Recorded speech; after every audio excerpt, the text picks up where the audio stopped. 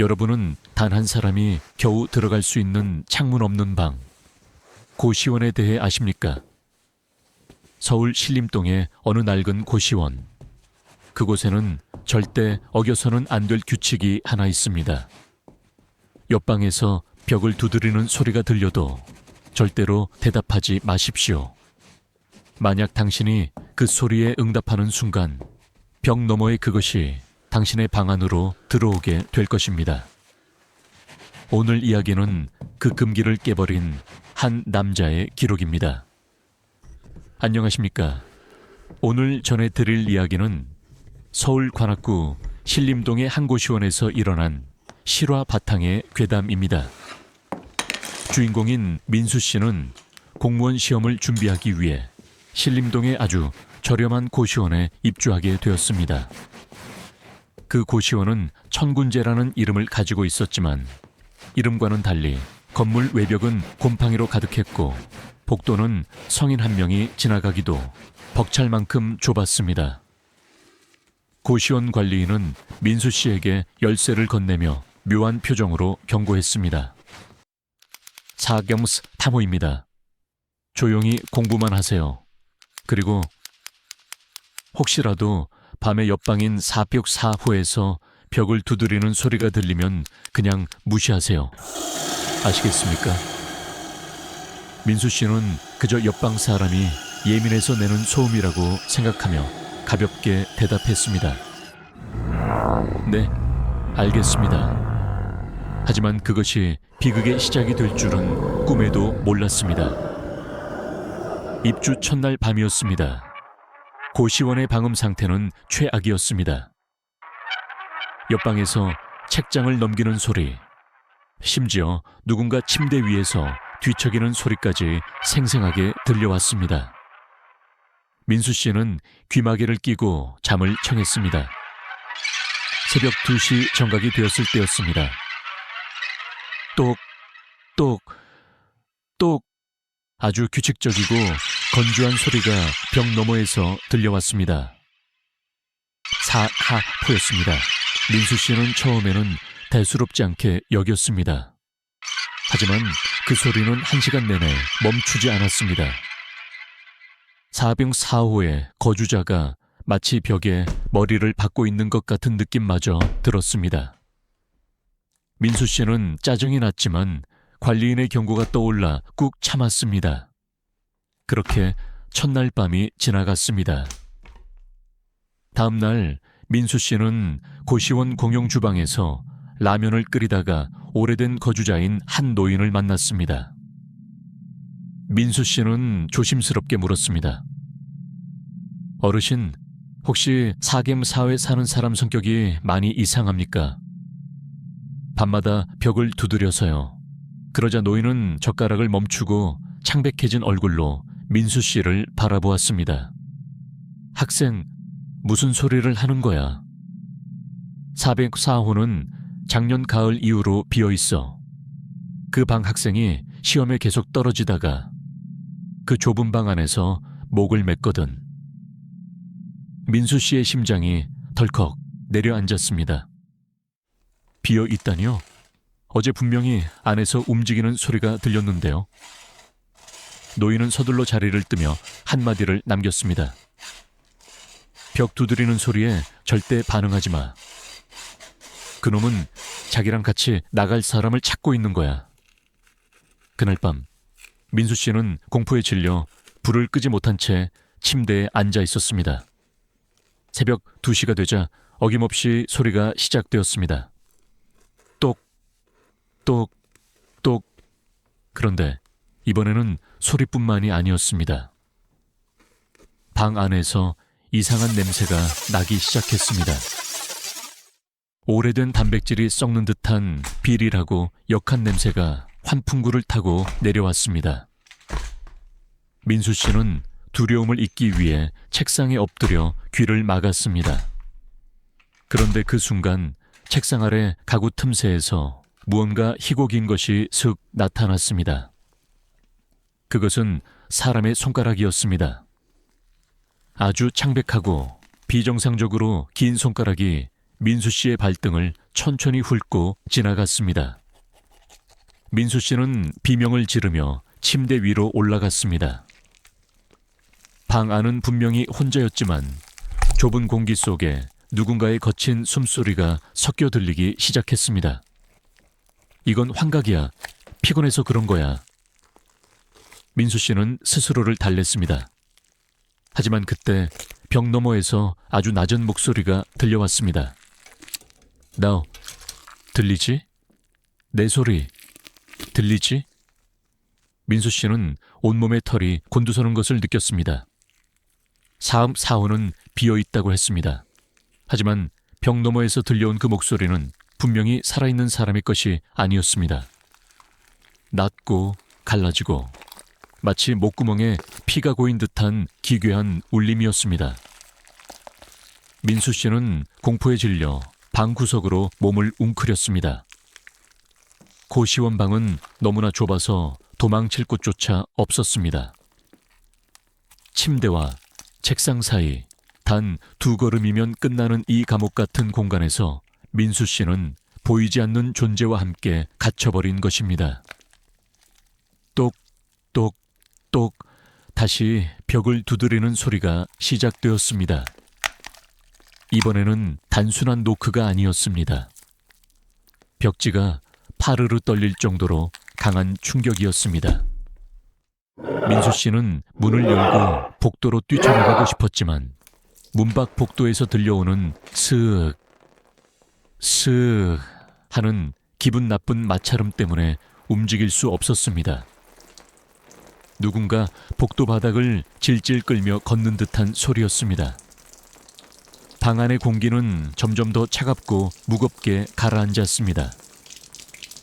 그때 천장에 붙어있는 작은 환풍구에서 무언가 툭 하고 떨어졌습니다. 그것은 검고 긴 머리카락 뭉치였습니다. 민수 씨는 비명을 삼키며 천장을 올려다 보았습니다. 환풍구 안쪽 어두컴컴한 그 틈새로 무언가 반짝이는 것이 보였습니다. 그것은 사람의 눈동자였습니다. 충혈된 눈동자가 거꾸로 매달린 채 민수 씨를 빤히 내려다보고 있었습니다. 민수 씨는 깨달았습니다. 4표 4호에 그 학생은 단순히 목을 메고 죽은 것이 아니었습니다. 그 죽음의 그림자는 여전히 이 고시원 천장 위를 기어다니며 새로운 희생자를 찾고 있었던 것입니다. 학생, 혼자 있으면 외롭잖아. 나랑 같이 공부하자. 환풍구 너머에서 들려오는 목소리에 민수 씨는 정신이 나갈 것 같았습니다. 그는 무심결에 옆방과 연결된 벽을 주먹으로 쾅 쳤습니다. 제발 그만해.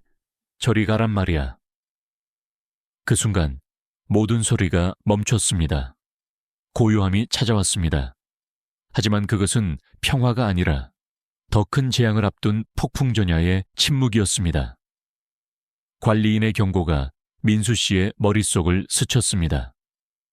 절대로 벽을 두드려 대답하지 마십시오. 민수 씨는 자신의 실수를 깨닫고 입을 틀어막았습니다. 응답을 해버린 것입니다. 벽 너머에서 잠시 정적이 흐르더니 갑자기 쿠궁 하는 굉음과 함께 벽 전체가 흔들리기 시작했습니다. 드르륵 드르륵 옆방 4분 4호와 연결된 얇은 가벽 사이에서 무언가 긁는 소리가 들렸습니다. 마치 손톱으로 나무 판자를 뜯어내는 듯한 소리였습니다. 그리고 민수 씨의 눈앞에서 믿기 힘든 일이 벌어졌습니다. 벽지의 틈새가 벌어지더니 그 사이로 시커멓게 부패한 손가락들이 튀어나온 것입니다. 그 손가락들은 벽을 찢고 민수 씨의 방으로 넘어오려 하고 있었습니다. 벽 너머에서 들려오는 웃음소리는 이제 비명에 가까워졌습니다. 히히히, 대답했어. 드디어 대답했어. 민수 씨는 필사적으로 방 문고리를 잡고 돌렸습니다. 하지만 문은 밖에서 누군가 잠근 것처럼 꿈쩍도 하지 않았습니다. 좁은 방 안으로 썩은 냄새가 진동했고 벽을 뚫고 나온 손은 이제 민수 씨의 어깨를 향해 뻗어왔습니다. 민수 씨는 바닥에 주저앉아 눈을 감고 기도했습니다. 제발 꾸미기를, 제발 아침이 오기를 간절히 바랐습니다. 하지만 차가운 손가락이 그의 목덜미에 닿는 감촉은 너무나 생생했습니다. 그 손은 얼음처럼 차가웠고 거친 피부에서는 축축한 액체가 묻어났습니다. 고개를 들어봐. 나랑 눈을 맞춰야지. 민수 씨는 떨리는 눈을 천천히 떴습니다. 그의 바로 눈앞에 목이 비정상적으로 꺾인 한 남자가 허공에 떠 있었습니다. 남자의 목에는 굵은 밧줄 자국이 선명하게 남아 있었고 혀는 길게 내밀어진 채였습니다. 민수 씨의 발밑에서 의자가 밀려나던 순간 그는 본능적으로 책상 모서리를 붙잡았습니다. 발끝이 허공을 휘저으며 공포의 그림자가 그의 목을 죄어오는 듯했습니다. 거꾸로 매달린 남자의 얼굴은 이제 민수 씨의 코끝이 닿을 정도로 가까워졌습니다. 부패한 살점이 떨어져 나간 입술이 기괴하게 일그러지며 웃고 있었습니다. 죽어, 같이 죽자. 여기는 너무 좁고 외로워. 민수 씨는 온 힘을 다해 발로 벽을 걷어찼습니다. 그 반동으로 몸이 뒤로 밀려나며 남자의 소나귀에서 잠시 벗어날 수 있었습니다.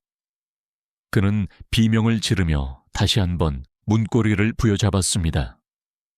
제발, 누구 없어요. 살려주세요. 손톱이 깨질 정도로 문을 긁어대던 그때 철컥 소리와 함께 문이 열렸습니다. 민수 씨는 뒤도 돌아보지 않고 어두운 복도로 뛰어나갔습니다. 복도는 고요했습니다.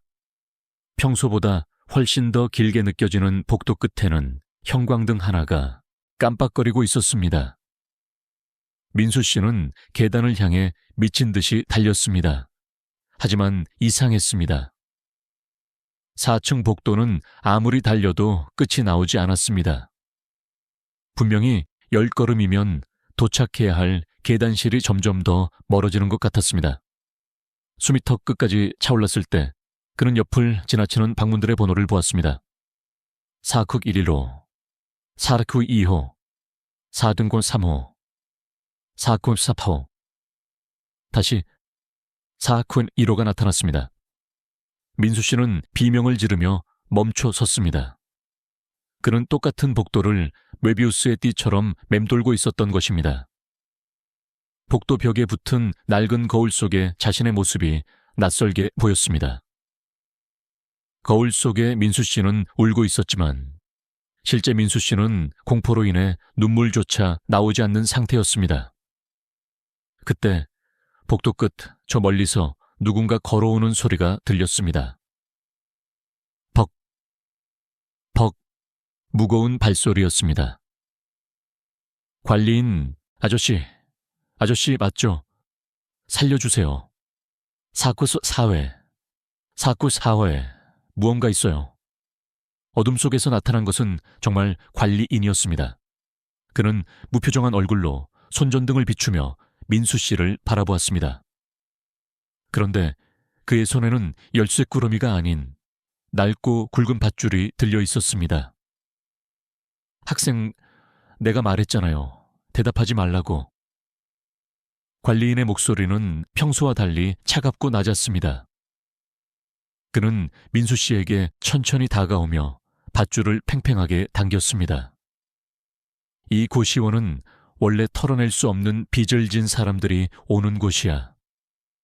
그 빚은 목숨으로만 갚을 수 있지. 4복 4호 학생도 갚았고 이제 학생 차례야. 그래야 이 건물이 유지되거든. 민수 씨는 뒷걸음질 쳤습니다. 관리인의 그림자가 복도 벽면 가득 커지더니 그의 등 뒤에서 수십 개의 창백한 손들이 뻗어나와 벽을 타고 기어오기 시작했습니다. 민수 씨는 다시 자신의 방인 4복 3호 안으로 밀려 들어갔습니다. 문이 저절로 쾅 닫혔습니다. 이제 방 안에는 사복스바호의 망자뿐만 아니라 복도를 메운 수많은 원혼들의 속삭임이 가득 찼습니다. 똑, 똑, 똑.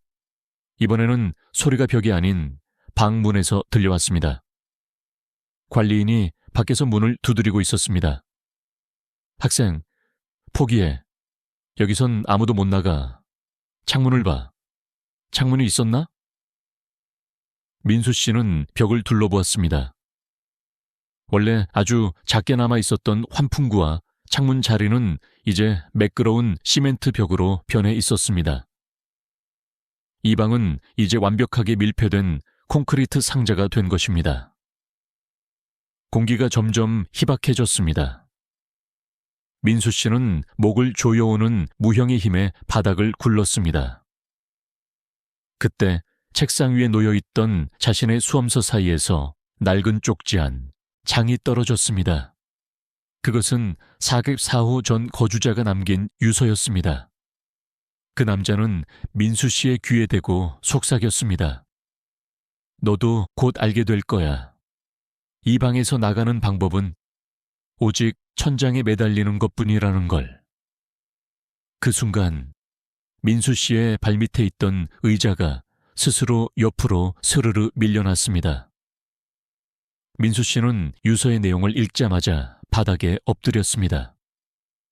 심장이 터질 듯이 뛰었지만 그는 입을 틀어막고 숨을 참았습니다. 방 안의 온도는 이제 영하로 떨어진 듯 차가운 한기가 뼈를 파고들었습니다. 스르륵, 스르륵. 방금 전까지 문을 두드리던 소리가 멈추고 이제는 방 안에서 무언가 기어다니는 소리가 들렸습니다. 404호의 망자가 천장에서 내려온 것입니다. 그것은 민수 씨의 바로 옆에서 코를 킁킁거리며 냄새를 맡기 시작했습니다. 어디 갔지? 분명히 여기 있었는데. 그 기괴한 목소리가 민수 씨의 귀 바로 옆에서 들렸습니다. 민수 씨는 눈을 질끈 감았습니다. 폐가 찢어질 것 같은 고통이 밀려왔지만 그는 결코 숨을 내뱉지 않았습니다.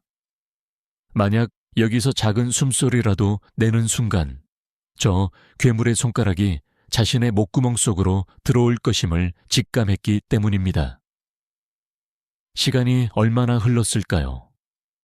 민수 씨의 의식이 멀어질 때쯤 방 안을 감돌던 썩은 냄새가 서서히 사라지기 시작했습니다. 기어다니던 소리도 복도에서 들리던 관리인의 발소리도 더 이상 들리지 않았습니다. 하지만 민수 씨는 움직이지 않았습니다. 유서의 마지막 구절이 떠올랐기 때문입니다. 지나갈 때까지 절대로. 그때 방 안의 불이 갑자기 켜졌습니다. 학생 민수 씨, 거기서 뭐 해요? 괜찮아요? 관리인의 목소리였습니다. 너무나 평범하고 걱정스러운 말투였습니다. 민수 씨는 순간적으로 안도하며 고개를 들 뻔했습니다. 하지만 그는 멈췄습니다. 무언가 이상했습니다. 관리인은 분명히 밖에서 문을 잠갔고 이 방에는 창문이 사라졌는데 어떻게 관리인이 들어온단 말입니까? 민수 씨는 실눈을 뜨고 바닥을 보았습니다. 관리인의 구두가 보였습니다. 하지만 그 구두는 바닥에 닿아 있지 않았습니다. 공중에 10cm 정도 떠 있는 상태였습니다. 그것은 관리인의 목소리를 흉내내는 그것이었습니다. 민수 씨는 전율하며 다시 숨을 참았습니다. 안 속네. 꽤 똑똑한 학생이야. 목소리가 갑자기 수십 명의 비명 섞인 소리로 변하며 방 전체가 진동했습니다. 이제 방벽 여기저기에서 얼굴들이 튀어나오기 시작했습니다. 고시원의 벽지는 사실 종이가 아니라 이곳에서 죽어간 사람들의 원한이 서린 피부와도 같았습니다. 벽 속의 얼굴들이 한꺼번에 입을 벌려 민수 씨에게 속삭였습니다. 우리랑 같이 있어. 나가면 안 돼. 밖은 더 위험해. 민수 씨는 이제 한계에 도달했습니다. 얼굴이 새파랗게 질렸고 눈앞이 흐릿해졌습니다. 그때 그의 손에 닿은 수험서 옆에 놓인 볼펜 하나가 보였습니다. 그는 마지막 힘을 다해 자신의 허벅지를 찔렀습니다. 날카로운 통증이 뇌를 깨웠고 그는 다시 정신을 붙들었습니다. 민수 씨는 바닥을 기어서 문 쪽이 아닌 오히려 사학 4호와 연결된 그 벽으로 다가갔습니다. 유서 뒷면에 작게 적힌 문구를 발견했기 때문입니다. 문은 함정이다. 벽 너머로 가라. 거기가 진짜 세상이다. 말도 안 되는 소리였지만 민수 씨는 선택의 여지가 없었습니다. 그는 벽에 찢어진 틈새, 아까 손가락들이 튀어나왔던 그곳으로 몸을 밀어 넣었습니다. 시멘트 벽인 줄 알았던 그곳은 사실 차가운 점액질처럼 물렁거렸습니다. 그가 벽 속으로 상반신을 집어넣는 순간 뒤에서 관리인과 망자의 비명이 동시에 들려왔습니다. 안 돼. 잡아야 해. 우리 밥줄이야.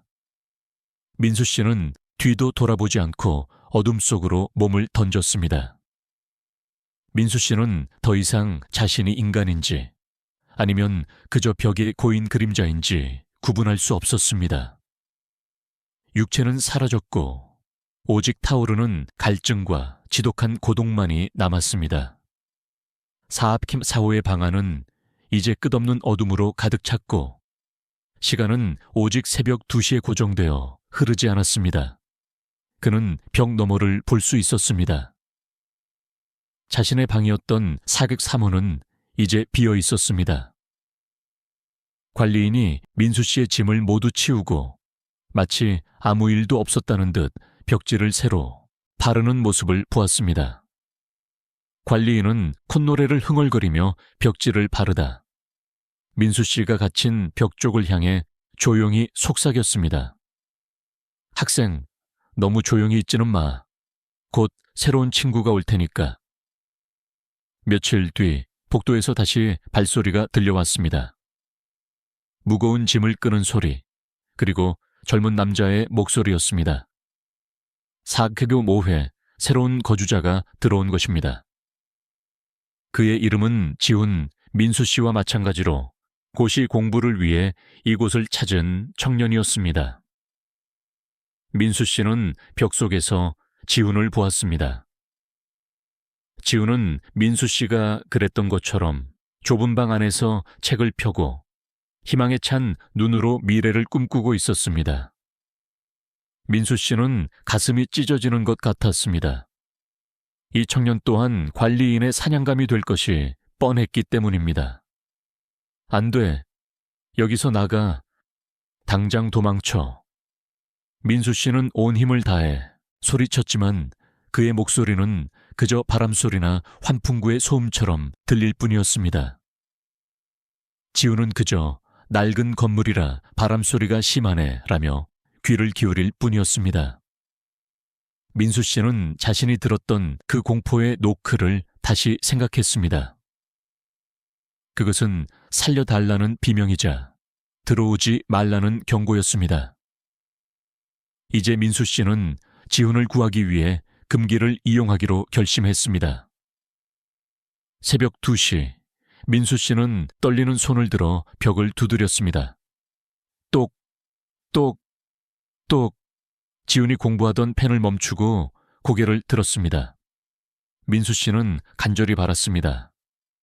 제발 대답하지 마. 제발 그냥 무시해. 하지만 지훈은 호기심 가득한 표정으로 벽 쪽으로 다가왔습니다. 옆방에 누구 계세요? 민수 씨는 미친 듯이 벽을 두드렸습니다. 그것은 대화가 아니라 거대한 진동에 가까웠습니다. 지훈을 겁주어 이 고시원을 떠나게 만들려는 마지막 수단이었습니다.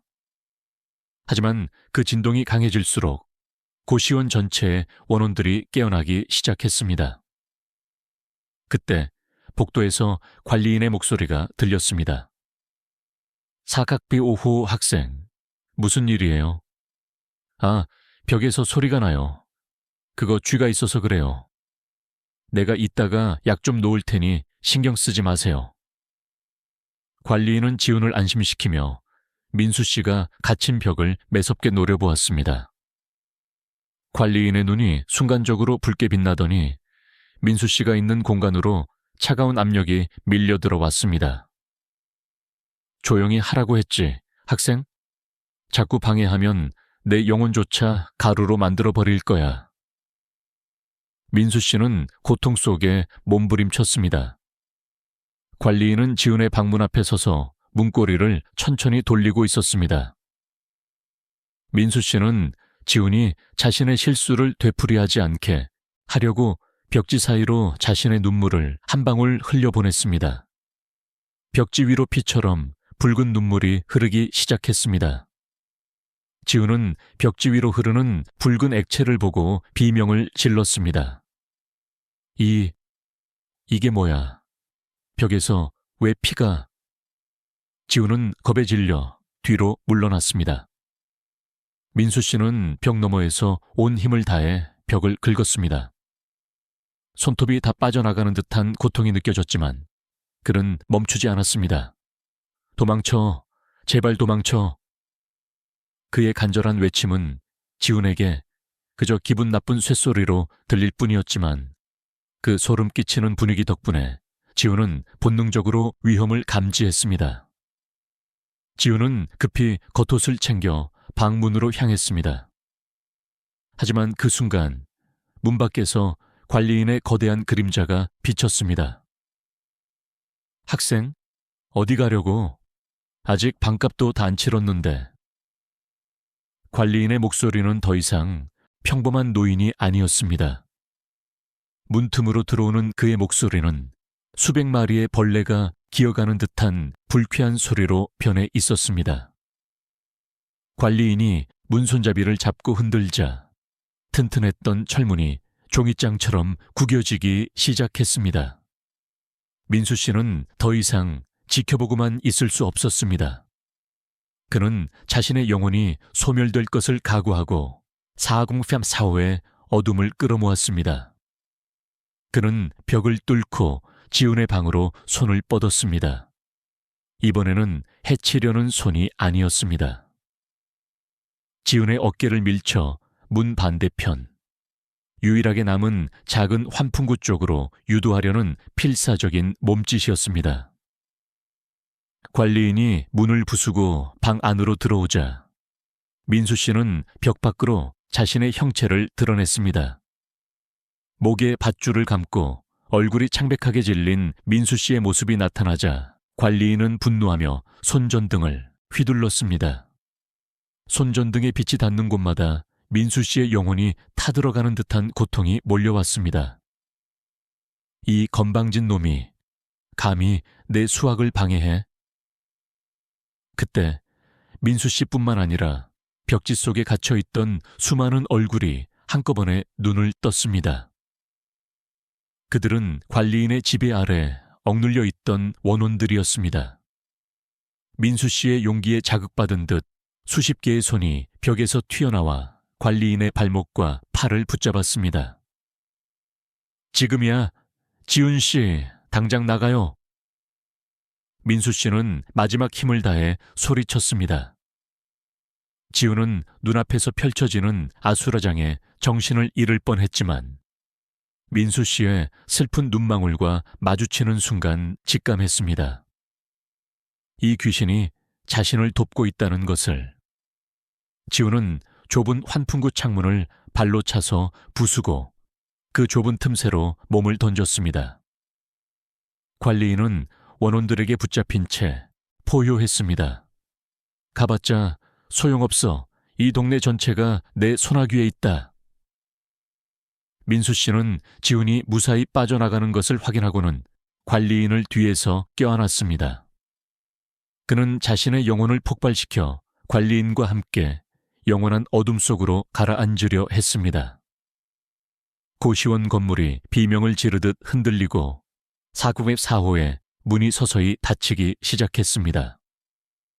민수 씨가 관리인을 붙잡고 자신의 영혼을 불태우자 고시원 전체가 거대한 비명을 지르며 흔들렸습니다. 벽지는 타오르는 종이처럼 말려 올라갔고 그 뒤에 숨겨져 있던 수십 년 된 뼈와 유품들이 쏟아져 내렸습니다. 지은 씨가 환풍구를 통해 1층 바닥으로 굴러떨어져 뒤를 돌아보았을 때 믿을 수 없는 광경이 펼쳐졌습니다. 4층 높이의 위험이 있던 고시원 건물은 온데간데 없고 그 자리에는 불에 타다 남은 폐허만이 덩그러니 남아 있었습니다. 관리인의 포효도 원원들의 곡소리도 순식간에 정적 속으로 사라졌습니다. 지훈 씨는 공포에 질린 채 경찰에 신고했습니다. 하지만 현장에 도착한 경찰들의 반응은 지훈 씨를 더 큰 혼란에 빠뜨렸습니다. 학생, 여기는 10년 전 화재로 폐쇄된 곳이야. 아무도 살 수 없는 곳이라고. 경찰의 말대로 청군제 고시원은 10년 전 곳이 공부에 낙방한 한 학생이 방에 불을 지르면서 관리인과 거주자 전원이 사망한 장소였습니다. 지훈 씨가 며칠 동안 머물며 밥을 먹고 공부했던 그 방은 사실 잿더미가 된 공간이었습니다. 지훈 씨는 자신의 주머니를 뒤졌습니다. 그 안에는 민수 씨가 건네주었던 피 묻은 유서 한 장이 그대로 남아 있었습니다. 그것만이 그가 겪은 일이 실화였음을 증명하고 있었습니다. 안타깝게도 민수 씨의 행방은 그 어디에도 없었습니다. 경찰이 수습한 유해 명단에도 민수 씨의 이름은 없었습니다. 그는 애초에 그곳에 살았던 사람도 죽었던 사람도 아니었던 걸까요?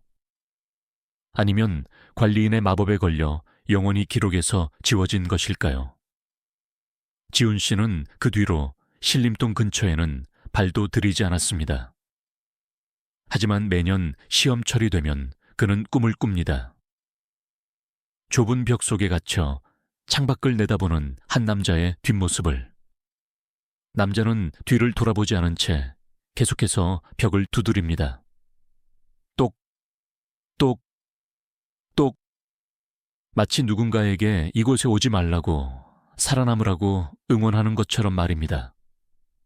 세월이 흘러 신림동의 그 폐허 자리에는 세련된 원룸 건물이 들어섰습니다. 하지만 그 건물의 4레급 4호는 이상하게도 입주자가 들어올 때마다 한 달을 못 버티고 나가는 일이 반복되었습니다. 밤마다 옆방에서 벽을 두드리는 소리가 들린다는 이유였습니다. 이제 이 이야기를 듣고 있는 여러분께 묻고 싶습니다. 만약 오늘 밤 2시 당신의 방벽 너머에서 규칙적인 노크 소리가 들려온다면 당신은 어떻게 하시겠습니까? 호기심에 벽을 두드려 대답하시겠습니까? 아니면 숨을 멈추고 그가 지나가길 기다리시겠습니까? 부디 조심하십시오. 당신이 대답하는 순간 그가 기다리던 다음 차례는 바로 당신이 될 테니까요.